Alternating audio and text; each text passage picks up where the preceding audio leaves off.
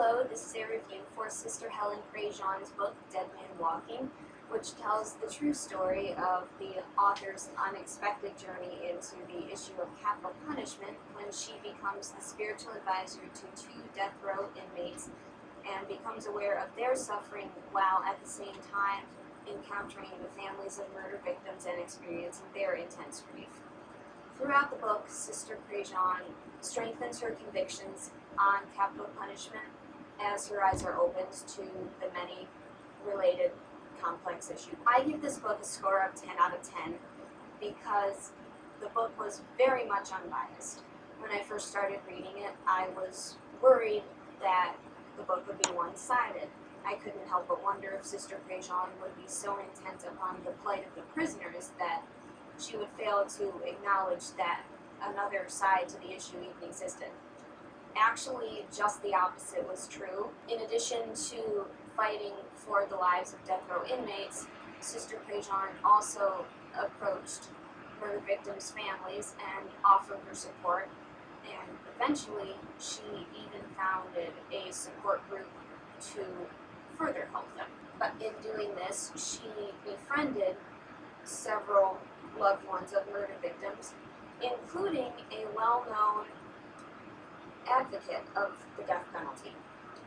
In addition to, besides associating with people whose beliefs differed from her own, Sister Prejean also incorporated the strongest arguments for capital punishment, moral, economic, and logical, into her book and proceeded to refute them with cold, hard facts. In other words, Sister Prejean used the controversial nature of the issue to more clearly reveal her own perspective.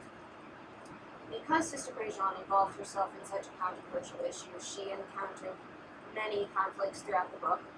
Most of these were external and resulted from Sister Prejean's attempts to gain acceptance from murder victims' families.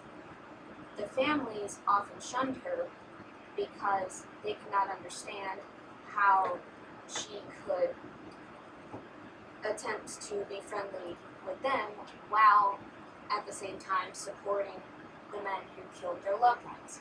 They, more often than not, viewed her as a hypocrite.